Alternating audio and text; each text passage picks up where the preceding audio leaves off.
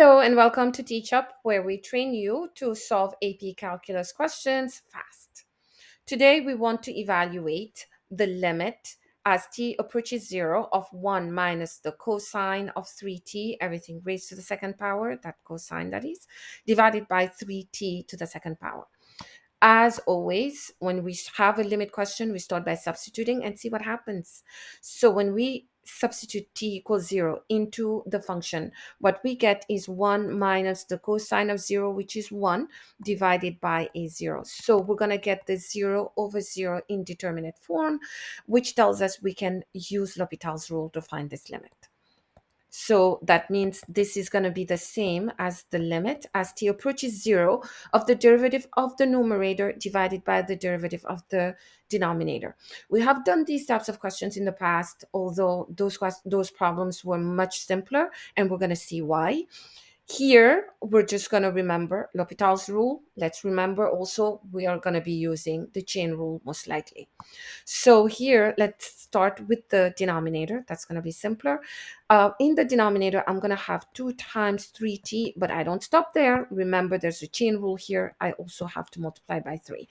We could have also just rewrite 3t to the second power as 9t squared, and then take the derivative of that. However you do it, the numerator is going to be, the derivative of 1 is going to be 0 minus, so negative, the derivative of cosine squared 3t. So here I'm going to just open parentheses and I'm going to do it. Remember the chain rule. So we're going to start with 2 times the cosine of 3t. That's going to take care of that power rule there. Then we multiply that by negative sine 3t.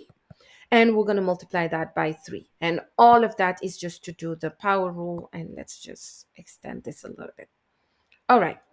So what do we have then? This is going to equal to the limit as t approaches 0 of, I have negative 2 and a negative 3 in the numerator. I'm just going to combine those negative ones, factors of negative 1 together. So negative 1 times negative 1 is a positive 1. And then I have a 2 divided by 2 is going to give me a 1. A 3 divided by 3 is going to give me a 1. So I'm just left with the cosine of 3t times the sine of 3t divided by 3t.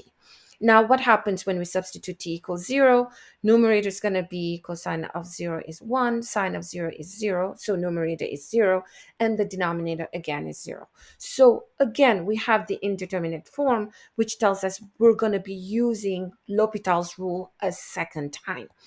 And this is why I said earlier, it's a little bit more complicated than the other video you may have seen before. And so now doing L'Hopital's rule a second time, again, I like to start with whatever is simpler. The denominator here, the derivative of the denominator is going to be 3. And the numerator, please remember that you're going to have to use the product rule. So the product rule is going to be the first function multiplied by the derivative of the second function, which here is going to be the cosine of 3t times 3. So I'll just say 3 times the cosine of 3t. And of course, I have used the chain rule also, and make sure you do not forget that. Plus the second function, which is the sine of 3t, multiplied by the derivative of the cosine of 3t. So that's going to be negative 3 sine of 3t. All right. Okay. So I have a common factor of 3 that I'm just going to pull out. So that's going to be the limit as t approaches 0 of 3 times the cosine squared of 3t minus the sine squared of 3t.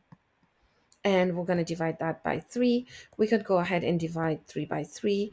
And now we're going to substitute t equals 0 into that function. And it's going to give me the cosine of 0 minus the sine of 0.